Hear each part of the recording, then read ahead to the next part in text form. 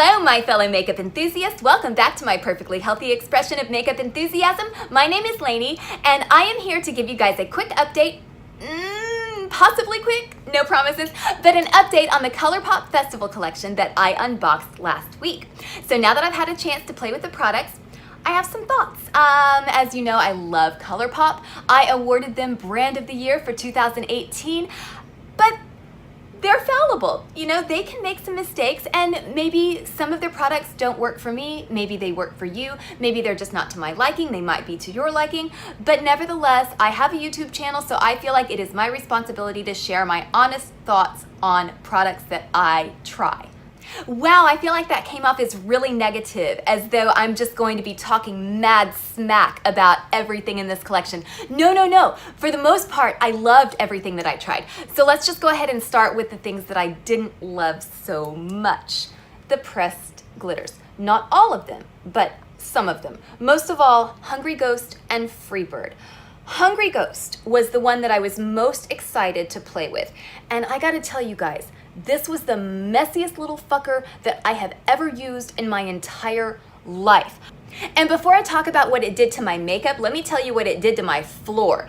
After I put this on, there was just glitter all over the fucking floor around my vanity area, which, yeah, no, actually, to be honest, I didn't mind that, but I don't really like chunky glitter all over the floor because I'm always afraid that my cats will ingest it and get really, really sick. So that was ultimately a bad thing. But what it did to my makeup, God, I wish I had taken a picture of it. Actually, I did take a picture of it, but it doesn't show the badness of it. It just ruined the look.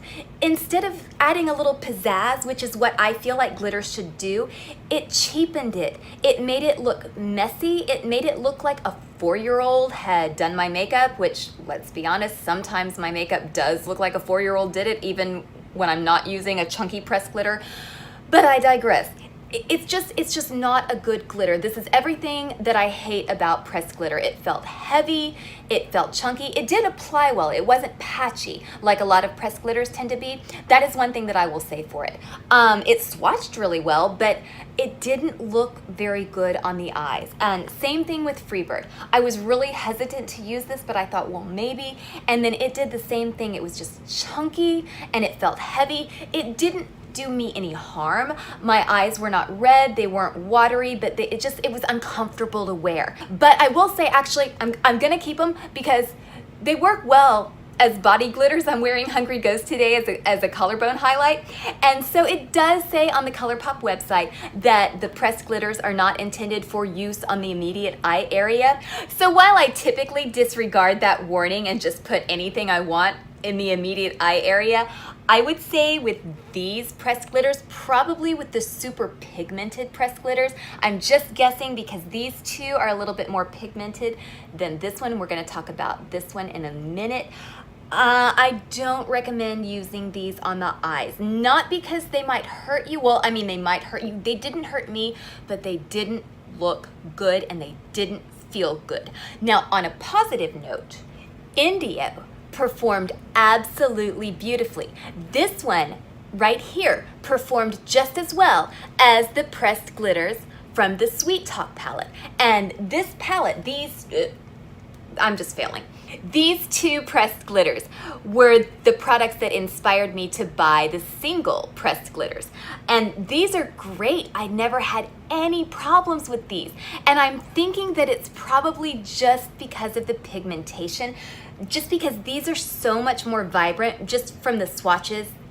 Oh, I don't want to swatch them again. I will swatch them again. Okay.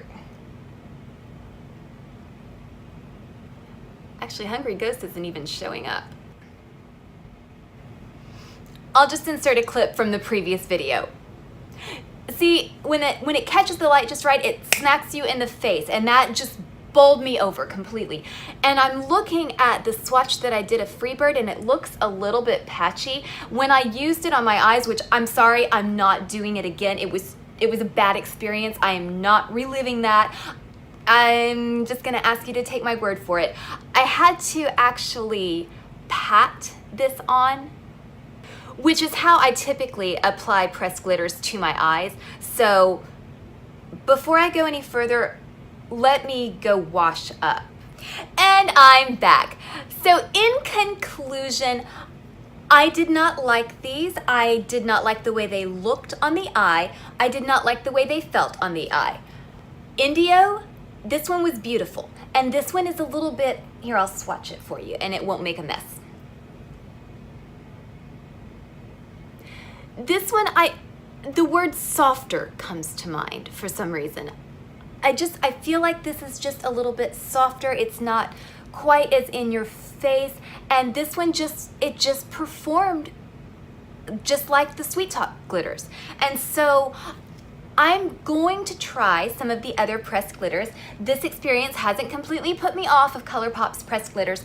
I'm just going to go for the shades that maybe look a little bit softer to me. I don't know if that makes sense, but the ones that are really poppin', that are really in your face, I feel like those are the ones that are messy.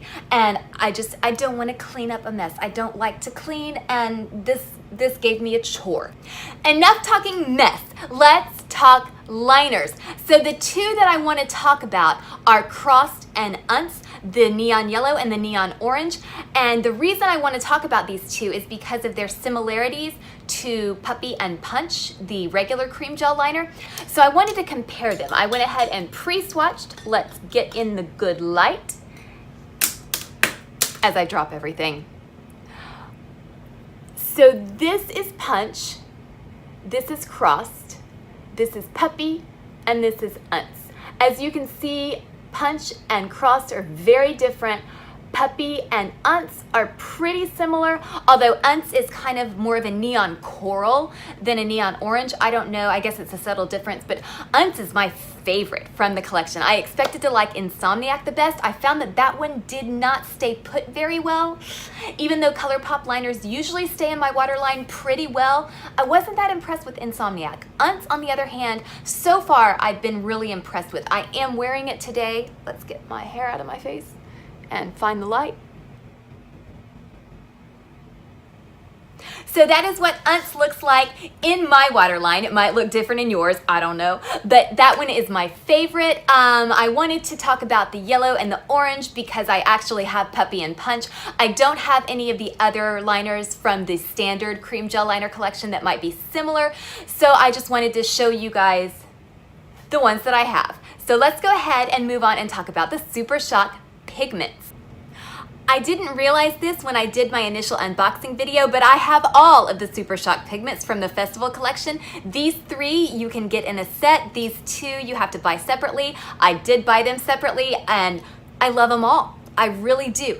I will say that Glow Stick and Fizz, the yellow and the lime green, are not as poppin' as the others, but they work really well if you want to create like a gradient effect like I have on today. And then the others, whoo, they're banging. And for today's look, I did prime my eyes with Doves and Roses from the spring collection. I really like to use the Jelly Mutt shadows as primer. I don't know why, I just feel like it makes the shadows stick and pop. And I'm also wearing the I can't open it. The cream gel liner in Piggy Bank on my upper lash line. I tend to like the pot liners better than the pencil liners, but that's just a personal preference.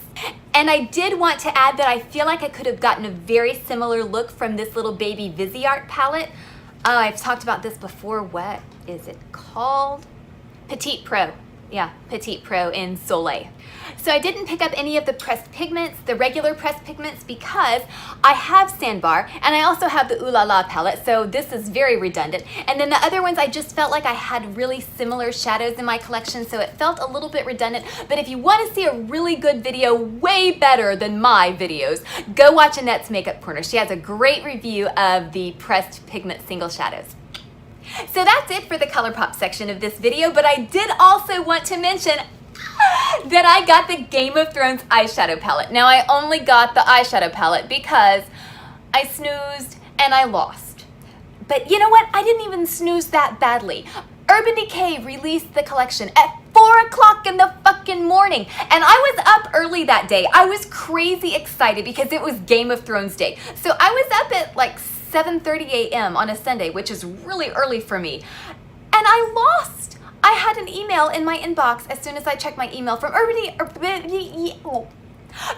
Decay saying Game of Thrones collection is here, and it was at 4 a.m. Who releases makeup at 4 o'clock in the fucking morning?